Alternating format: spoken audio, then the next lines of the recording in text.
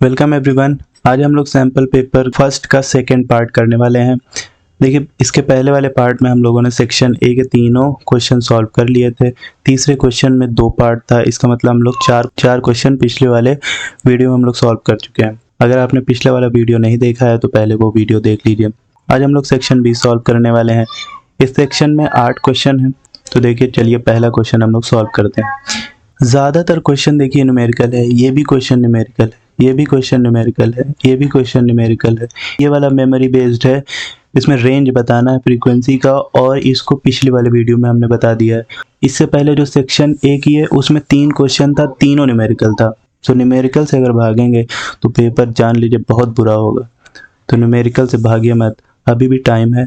Numerical जितना हो सके उतना सॉल्व करिए, हर चैप्टर का न्यूमेरिकल सॉल्व करिए, और उसके लिए जितना हो सकेगा उतना सैम्पल पेपर सॉल्व किया जाएगा यहाँ पे, तो उससे आपकी तैयारी हो जाएगी। तो चलिए पहले आप करते हैं पहला question. The figure shows a ray of light falling normally on the face A B. ये जो हमारा फेस ए बी है, इस पे हमारी एक लाइट रे नॉर्मली आके फॉल करी on an equilateral glass prism. ये हमारा ग्लास प्रिज्म कैसा है? इक्विलैटरल है। इक्विलैटरल है इसका मतलब उसकी कंडीशन कुछ याद करिए। उसके सारे एंगल कितने होंगे? 60 डिग्री। तो उसका ये वाला एंगल हो गया 60 degree. Having refractive index as 3/2। ये जो हमारा ग्लास प्रिज्म है इसका रिफ्रैक्टिव इंडेक्स दे दिया है 3/2।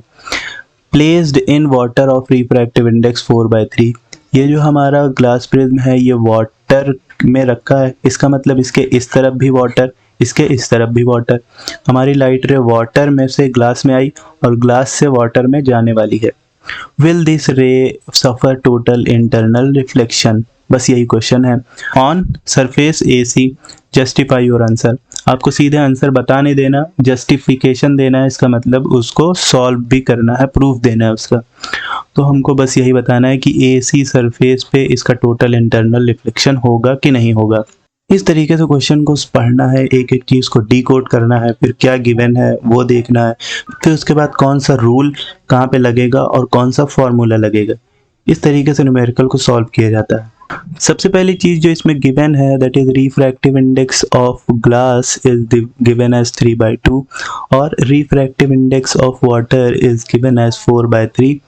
हमको निकालना है total internal reflection face A C पर होगा कि नहीं। तो इसको हम लोग अपने कॉपी पे बनाएंगे। तो देखिए इसको ड्रॉ करें अपने कॉपी में। ये हो गया हमारा वो इक्विलैटरल प्रिज्म, इसका ये वाला एंड दिया गया है कॉर्नर ए बी सी, और दिया है कि ये हमारा प्रिज्म इक्विलैटरल है। इसका मतलब इसका एंगल ये वाला कितना हो गया? 60 डिग्री। इसमें दिए हुई है कि ये एक लाइट रे इस पे आई और फॉल की, और ये लाइट रे फॉल की नॉर्मली। तो देखिए ये लाइट रे है P और ये इसका एंड है ये Q। देखिए इसके इस तरफ भी वाटर है, इसके इस तरफ भी वाटर है। ऐसा क्यों है? Because this prism is dipped into water. तो चारों तरफ वाटर होगा, और ये प्रिज्म हमारा खुद ग्लास का है। तो देखिए ये लाइट रे PQ इसके ऊपर फॉल कर रही है ए बी सरफेस पे नॉर्मली। एज वी नो कि कोई भी लाइट रे नॉर्मली अगर फॉल करती है तो उसका रिफ्रैक्शन नहीं होता। तो ये ऐसे सीधे निकल जाएगी, इसका कोई रिफ्रैक्शन नहीं होगा। ये आएगी इस सरफेस पे यहाँ तक तो ये यहाँ तक ऐसे ट्रैवल करके इस सरफेस इस पॉइंट पे चली आएगी। ये पॉइंट अगर Q है तो ये पॉइंट ले लिया जाए R। अब देखिए ये लाइट रे यहाँ ग्लास से वाटर में ट्रैवल करने वाली है। कभी भी अब हमको देखना है कि यहाँ पे इसका रिफ्रैक्शन होगा कि टोटल इंटरनल रिफ्लेक्शन होगा। इसके लिए हमें सबसे पहले यहाँ पे ड्रॉ करना होगा नॉर्मल। तो देखिए ड्रॉ कर दें नॉर्मल। ये है हमारा नॉर्मल N डैश। अब देखिए ट्रायंगल प्रॉपर्टी, ये 90 डिग्री है तो ये 90 डिग्री, ये 60। इस ट्रायंगल AQ और R में, ट्रायंगल AQR में angle ARQ will be equals to 30 degree. क्यों? देखिए 60 प्लस 90, 9 6 15 150, और 150 में 30 जोड़ेंगे तभी आएगा 180। सारे एंगल का सम कितना होता है? 180। तो ये 90 है तो इन दोनों का सम भी 90 होना चाहिए। ये 60 है तो ये हो जाएगा अपने आप 30। अब देखिए ये नॉर्मल है इस सरफेस पे। This N dash is normal at surface AC। तो इसका मतलब ये एंगल है 90, इसमें से इतना 30 है तो इतना कितना होगा? इतना हो जाएगा हमारा 60 डिग्री। अब देखिए यहाँ पर फेस AC पर एंगल ऑफ इंसिडेंस क्या है? एंगल ऑफ इंसिडेंस आई होता है angle between incident ray and normal is called angle of incidence. देखिए ये जो लाइट रे है ये इंसिडेंट रे का काम करेगी, क्योंकि यही है जो ग्लास से वाटर में इंसिडेंट करने वाली। तो इंसिडेंट रे और नॉर्मल के बीच का जो एंगल है दैट इज 60 डिग्री, तो आई की वैल्यू है 60 डिग्री। नाउ देखिए टोटल इंटरनल रिफ्लेक्शन इसका होगा कि नहीं होगा, इसके लिए मुझे याद होना चाहिए कि टोटल इंटरनल रिफ्लेक्शन की कंडीशंस क्या होती है। तो देखिए टोटल इंटरनल रिफ्लेक्शन किसी भी लाइट रे का तभी होता है when the light ray travel from denser to rarer medium. Denser से रेयरर जाना चाहिए। देखिए यहाँ पे वो कंडीशन फुलफिल हो रही है कि नहीं। यहाँ पे लाइट रे ग्लास से वाटर में इंसिडेंट होने वाली है, तो glass is denser then water. इसका मतलब पहली कंडीशन इसकी फुलफिल हो रही है कि लाइट रे ग्लास से वाटर में तो ट्रैवल करने वाली है, डेंसर से रेयरर में है। नंबर सेकंड कंडीशन और है angle of incidence critical angle of incidence से ज़्यादा होना चाहिए। हम यही देख लें, यही चेक कर लें कि एंगल ऑफ इंसिडेंस यहाँ पर क्रिटिकल एंगल से ज़्यादा है कि नहीं। Angle of incidence is the angle of incidence at which angle of refraction की वैल्यू होती है 90 degree for the given pair of medium. तो देखिए यहाँ पे IC की वैल्यू निकाल लिया जाए। From Snell's law sine IC upon sine R is equals to N2 by N1। N1 वो मीडियम है जिसमें से जा रही है, दिस इज 1 और दिस इज 2, 1 से 2 में जा रही है तो N2 अपॉन N1। N2 यहाँ पर है वाटर और N1 यहाँ पे है ग्लास। ग्लास से वाटर में जा रही है तो refractive index of water divided by refractive index of glass. हमें यही IC की वैल्यू निकालनी है। तो sine IC upon for angle of incidence, for critical angle of incidence R की वैल्यू कितनी रख दी जाए 90 डिग्री, तो ये हो गया sine 90 is equals to NW water का refractive index is 4/3, N glass refractive index of glass is given as 3/2। इसको अगर हम लोग सॉल्व करें तो ये हो जाएगा 4/3 इंटू 3/2 को पलट दिया जाए तो ये हो जाएगा 2/3, तो दिस विल बी 8/9। कि अब इधर साइन IC अपॉन साइन 90 की वैल्यू हो गई है 1, दिस इज इक्वल्स टू 8/9। इसको डिवाइड कर दीजिए आप, तो 0 9 8 ज़ा 72, फिर 8 कैरी, फिर 9 8 ज़ा, इसका मतलब 0.889 इस तरीके की कोई वैल्यू आ रही है। तो साइन IC की वैल्यू आ गई है 0.889। I इज इक्वल्स टू कितना दिया है 60 डिग्री। इसके लिए साइन I की वैल्यू निकाल लीजिए। साइन 60 की वैल्यू होगी √3/2 और ये है √3 की वैल्यू होती है 1.732 डिवाइडेड बाय 2। ये पॉइंट लगाइए तो ये 2 8 ज़ा 16, 17 में तो जाएगा नहीं, 2 8 ज़ा 16, 1 कैरी होगा तो ये होगा 13, 2 6 ज़ा 12, 1 कैरी 2 6 ज़ा 12। तो देखिए साइन 60 की वैल्यू 0.866 और साइन IC की वैल्यू 0.889। साइन थीटा में ज़्यादा वैल्यू अगर है जिसकी तो उसके लिए एंगल ज़्यादा होता है, कॉस में उल्टा होता। तो देखिए साइन IC की वैल्यू 0.889 है, साइन 60 की वैल्यू 0.866 है। ये वाला इससे ज़्यादा है, इसका मतलब IC is greater than I। लेकिन टोटल इंटरनल रिफ्लेक्शन के लिए कंडीशन ये होती है कि angle of incidence should be greater than critical angle, लेकिन यहाँ पे तो क्रिटिकल एंगल ज़्यादा है। इसका मतलब कंडीशन वाली जो सेकंड जो कंडीशन होती है टोटल इंटरनल रिफ्लेक्शन की वो फुलफिल नहीं हो रही है, इसीलिए इसका टोटल इंटरनल रिफ्लेक्शन नहीं होगा। Now question number 5. A parallel beam of light wavelength 500 nanometer fall on a narrow slit on resulting diffraction pattern. Diffraction का सवाल है ये। Diffraction pattern is obtained on a screen 1 meter away. If the first minima is formed at a distance of 2.5 mm from the center of the screen, find क्या find करना है, width of the slit, number second distance of first secondary maxima from the center of screen। सबसे पहले given लिख लिया जाए। Given क्या क्या है यहाँ पे, गिवन लेंगे तभी समझ में आएगा हमको निकालना क्या। अब parallel beam of light wavelength उसकी कितनी है 500 नैनोमीटर, तो देखिए वेवलेंथ हो गया 500 नैनोमीटर इसको मीटर में कन्वर्ट कर लिया जाए 500 इंटू 10 पावर माइनस 9 इतना metre, and resulting diffraction pattern is obtain on a screen 1 metre away. तो देखिए स्क्रीन की जो डिस्टेंस है इससे दूरी वो कैपिटल डी होता है और वो होता है 1 मीटर अवे, ठीक है। स्क्रीन की दूरी 1 मीटर है। If the first minima is formed at a distance of 2.5 mm, अगर पहला मिनिमा 2.5 mm पे है from the centre of the screen. अब देखिए मिनिमा की डिस्टेंस और मैक्सिमा की डिस्टेंस का फॉर्मूला पता होना चाहिए। मिनिमा की जो डिस्टेंस होती है वाई मिनिमा वो होता है N D lambda by D, maxima की जो डिस्टेंस होती है वो n plus 1 by 2 into D lambda by D. ये दो फार्मूला हमको याद रखना बहुत ज़रूरी है। यहाँ पे दिया है if the first minima is formed at a distance of 2.5 mm, that is Y minima n की वैल्यू 1, y1 की वैल्यू दिया है 2.5 mm, और mm को हम लोग कन्वर्ट कर दे मीटर में तो 2.5 इंटू 10 पावर माइनस 3 ये हो गया। और ये वाला फार्मूला लग रहा है मिनिमा के लिए, n फर्स्ट मिनिमा है तो n की वैल्यू 1, d है कैपिटल डी स्क्रीन की दूरी है दैट इज 1 इंटू लेमडा है 500 नैनोमीटर तो 500 into 10 power minus 9 metre, nano को 10 power minus 9 divided by small D. Small D ही तो हमको निकालना है, स्मॉल डी होता है विड्थ ऑफ द स्लिट। तो देखिए small D is equals to ये आ जाएगा 1 into 500 into 10 power minus 9 upon ये देखिए क्रॉस मल्टीप्लाई करके ऊपर से नीचे आ गया 2.5 into 10 power minus 3।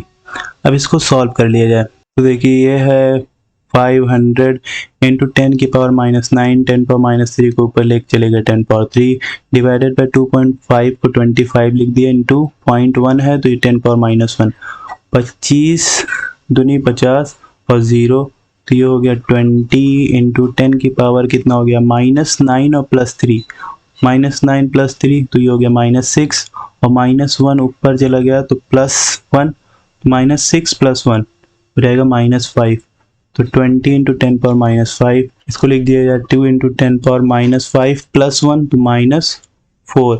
Small D की वैल्यू है इतना मीटर आ गया। ये हो गया पहला क्वेश्चन। इसके बाद उसमें पूछा है कि distance of first secondary maxima from the centre of screen. ये मैक्सिमा की डिस्टेंस का फॉर्मूला है n plus 1 by 2 D lambda by T, n की जगह रख दें 1 for first secondary maxima y max 1। देखिए इसकी वैल्यू होगी 1 plus 1 by 2 into D lambda by D है ना, y मैक्स की वैल्यू होती है n प्लस 1 बाय 2 और D lambda by T. First secondary maxima n की वैल्यू रख दिया गया 1 plus 1 by 2 this is 3 by 2 into D की वैल्यू है 1, सो लेमडा की वैल्यू है 500 नैनोमीटर तो 500 तो है नैनोमीटर को लिख दिया जाए 10 पावर माइनस 9 ये हो गया metre divided by small D की वैल्यू हम लोगों ने अभी निकाला 2 इंटू 10 की पावर माइनस 4। बस इसको सॉल्व कर दिया जाए तो ये 3 बाई 2 नीचे आ जाएगा। पहले नंबर हम लोग अलग कर लें तो हो जाएगा 3 इंटू 5 अपॉन 2 इंटू 2 इंटू 10 की पावर 2 यहाँ से निकला ये हो गया 10 की पावर 2 इंटू 10 की पावर माइनस 9 और 10 की पावर माइनस 4 को ऊपर लेके चले जाएं तो इंटू 10 की पावर प्लस 4। देखिए हो जाएगा 5 3 जब 15 डिवाइडेड बाई 2 2 जब 4 इंटू 10 की पावर माइनस 9 प्लस 4, देखिए 4 तो 6 माइनस 9 प्लस 6 माइनस 3 तो 15 को 4 से डिवाइड करने पर 4 3 जब 12 पॉइंट 4 से 28 जो 20 4 5 20 इंटू 10 पावर माइनस 3 ये आ गई डिस्टेंस ऑफ फर्स्ट मैक्सिमा। तो स्मॉल डी की वैल्यू आ गई 2 इंटू 10 पावर माइनस 4 मीटर और इसकी वैल्यू आ गई 3.75 इंटू 10 पावर माइनस 3 मीटर। तो देखिए क्वेश्चन बहुत आसान होते हैं, बस आपको समझना है क्वेश्चन को और फार्मूला याद होना चाहिए, जैसे यहाँ पे मैक्सिमा का फार्मूला मिनिमा का फार्मूला। ना देखिए उसके बाद क्वेश्चन नंबर 6 है welder wear special goggles on face mask with glass window to protect their eye from electromagnetic radiation. Name the radiation and write the range of their frequency. जो welder होते हैं वो welding करने के बाद कौन सी electromagnetic wave है उससे बचने के लिए गॉगल लगाते हैं और फेस मास्क लगाते हैं। तो देखिए क्या उसमें से निकलती है अल्ट्रावायलेट रेज। अब उस अल्ट्रावायलेट रेज की फ्रीक्वेंसी रेंज निकालने के लिए मैंने इससे पहले वाली वीडियो में ही बताया था, इसमें भी देख लीजिए। ये सारी वेव इलेक्ट्रोमैग्नेटिक वेव है और उसकी फ्रीक्वेंसी रेंज है। ये पूरा आपको याद होना चाहिए, ऐसा नहीं है कि सिर्फ अल्ट्रावायलेट स्पेक्ट्रम का आपको याद हो, आपको radio wave, microwave, infrared, X ray, gamma ray और विजिबल लाइट, अल्ट्रावायलेट रे सबकी फ्रीक्वेंसी रेंज और वेवलेंथ रेंज सबको पता होना चाहिए, क्योंकि इसी सैम्पल पेपर में पहला क्वेश्चन इसी रेंज पे ही था। तो आपसे रेंज का क्वेश्चन पूछा जाएगा 1 नंबर का या 2 नंबर का ज़रूर। तो यहाँ इस पेपर में तो 5 नंबर का पूछ लिया गया। पहला ही क्वेश्चन था 2 नंबर का और ये वाला क्वेश्चन 3 नंबर का, तो 3 2 5 हो गया। तो देखिए अल्ट्रावायलेट स्पेक्ट्रम ये है हमारा विजिबल लाइट यहाँ से यहाँ तक। इसकी फ्रीक्वेंसी देखिए, फ्रीक्वेंसी नीचे दी गई है, यह है इंक्रीजिंग वेवलेंथ ऊपर दिया गया है, फ्रीक्वेंसी यहाँ पे है। तो ये 10 की पावर 15 तक तो हमारा इंफ्रारेड है और ये यहाँ तक है विजिबल लाइट। 10 की पावर 15 से लेके 10 की पावर 16 तक, करीब 15 से 16 तक, तो 10 की पावर 15 से 10 पावर 16 तक हमारा क्या है, अल्ट्रावायलेट है। इसमें भी अल्ट्रावायलेट रेज में भी 3 होती है, एक अल्ट्रावायलेट ए, बी और सी। अल्ट्रावायलेट सी याद रखिए कि सबसे ज़्यादा खतरनाक अल्ट्रावायलेट सी होती है। इसी अल्ट्रावायलेट रेज से बचाने के लिए जो सन से निकलती है, उससे बचाने के लिए हमारे पास एटमॉस्फेयर में ओजोन लेयर है। तो क्वेश्चन नंबर 6 तो बड़ा आसान था, इसमें बस आपको याद रखना है कि कौन सी रे निकली है उसमें से और उसका फ्रीक्वेंसी रेंज क्या है। तो फ्रीक्वेंसी रेंज सारी का आपको याद रखना ज़रूरी है। इसके बाद क्वेश्चन नंबर 7 देखिए, 3 lenses of focal length 10, -10 and +30 are arranged coaxially as the figure। यहाँ पे देखिए दिया है, ये कौन सा है, कॉन्वेक्स, प्लेनो कॉनकेव, और ये क्या है, convex by convex. Find the position of final image formed by the combination. देखिए इन तीनों के सामने एक ऑब्जेक्ट ये रखा हुआ है और ऑब्जेक्ट पहले वाले से 30 सेंटीमीटर दूरी पर रखा हुआ है। सवाल ये है कि इससे जो फाइनल इमेज फॉर्म्ड है वो कितनी दूरी पर है। इसके बीच की डिस्टेंस 5, इसके बीच की डिस्टेंस 10। सबसे पहले हम अपने लेंस L1 को लेंगे, उसके लिए हमारा ऑब्जेक्ट ये है, इससे इमेज फॉर्म्ड होगा। तो पहले वाले लेंस से जो इमेज फॉर्म्ड होगा वो दूसरे वाले लेंस के लिए ऑब्जेक्ट का काम करेगा। फिर दूसरा वाला लेंस इमेज बनाएगा, तो दूसरे वाले लेंस से बना हुआ इमेज तीसरे वाले लेंस के लिए ऑब्जेक्ट का काम करेगा। फिर तीसरा वाला लेंस उस ऑब्जेक्ट का जो इमेज बनाएगा वही होगा हमारा फाइनल इमेज। देखिए गिवन क्या क्या है, given focal length of L1 वो गिवन है +10 centimetre, focal length of L2 is given as -10 centimeter, focal length of L3 is given as +30 centimeter। देखिए इमेज फॉर्मेशन बाय L1 क्या होगा, इसके लिए U की वैल्यू कितनी है, के लिए U की वैल्यू है -30 सेंटीमीटर। लाइट रे इधर जाएगी, लाइट रे इधर जा रही है, डिस्टेंस इस तरफ है। तो ये अब ऑब्जेक्ट है, ऑब्जेक्ट की डिस्टेंस को हम लोग रिप्रेजेंट करते हैं U से, तो U की वैल्यू है -30। फोकल लेंथ इसका कितना है, फोकल लेंथ है प्लस का 10 सेंटीमीटर। हमको निकालना है V, ऑब्जेक्ट इमेज कितना बन रहा है। तो according to lens formula 1/V - 1/U is equals to 1/F। हमें V निकालना है, तो 1/V is equals to 1/F। F की वैल्यू है 10, माइनस इधर आ गया तो प्लस, 1/U की वैल्यू है -30। तो इन दोनों का एलसीएम अगर लिया जाए तो 10 और 30 का एलसीएम 30, 10 3 जा और प्लस इंटू माइनस 3 1 जा, तो आएगा 3 - 1 2 डिवाइडेड बाय 30, तो 2 1 जा और 2 15। तो देखिए V की वैल्यू आ गई 15 सेंटीमीटर। 1/V की वैल्यू 1/15, तो V की वैल्यू आ गई 15 सेंटीमीटर। और अगर ये पॉजिटिव आई है इसका मतलब ये बन रहा होगा यहाँ से राइट साइड 15 सेंटीमीटर दूर। देखिए ये 5 है और ये 10 है, तो 15 सेंटीमीटर दूर यहाँ पे कहीं इमेज बनेगा इसका, यहाँ पे बन गया इमेज। तो ये जो इमेज है, इमेज I1, ये इमेज इस लेंस L2 के लिए ऑब्जेक्ट का काम करेगा। तो देखिए यहाँ से इसकी दूरी, ये जो दूरी है, तो देखिए इसकी लेंस L2 से ये जो दूरी है ये U का काम करेगी और हम लोग ऑब्जेक्ट का इमेज बनाएंगे। ये U कितना होगा, तो देखिए ये हम देख रहे हैं कि ये कितना है 10 सेंटीमीटर। इसका मतलब L2 के लिए जो U है वो कितना है 10 सेंटीमीटर। देखिए इमेज फॉर्मेशन बाय L2, इसके लिए U की वैल्यू हम लोगों ने देखा कि वो राइट साइड है तो प्लस 10 सेंटीमीटर। F की वैल्यू में बताया वो है -10 सेंटीमीटर। अब हम लोग निकाल लें V, distance of image formed by the lens L2, यही निकालना है। तो from lens formula 1/V - 1/U is equal to 1/F। तो 1/V ही निकालना है, -1/U की वैल्यू है 10 और इज इक्वल टू 1/ इसकी वैल्यू है -10। ये आ जाएगा 1/V इज इक्वल टू, देखिए -1/10 और ये -1/10 उधर ले गए तो +1/10, +1/10 -1/10 ये दोनों कट गया, आ गया इधर 0। तो देखिए 1/V की वैल्यू अगर है 0 तो V की वैल्यू आ गई 1/0, इसका मतलब आ गया इन्फिनिटी। इसका मतलब V की वैल्यू आ गई infinity. It means image formed by L2 is at infinity. देखिए image formed by the second lens will work as object for the third lens, और ये इनफाइनाइट पे बना है, इसका मतलब ऑब्जेक्ट तीसरे वाले लेंस के लिए जो ऑब्जेक्ट है वो कहाँ पे है, इनफाइनाइट पे है।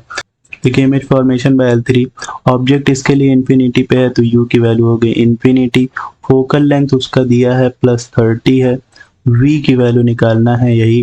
तो from lens formula 1/V - 1/U is equal to 1/F रख दीजिए। तो 1/V ही निकालना है, -1/U इन्फिनिटी है इक्वल टू 1/F आ गया 30 सेंटीमीटर। 1/इन्फिनिटी की वैल्यू होती है 0, तो 1/V इज इक्वल टू 1/30। तो V की वैल्यू आ गई 30 सेंटीमीटर। तो V की वैल्यू अगर 30 सेंटीमीटर आ गई, इसका मतलब जो हमारा फाइनल इमेज है वो लेंस L3 से 30 सेंटीमीटर दूर है, और अगर ये पॉजिटिव साइड है इसका मतलब उसके राइट साइड है। तो देखिए हमारा जो फाइनल इमेज है वो L3 से 30 सेंटीमीटर दूर है और इसके राइट साइड है।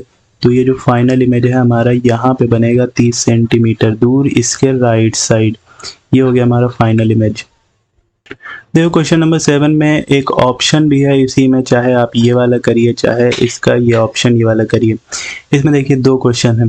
पहला, write the necessary condition for the phenomena of total internal reflection occur.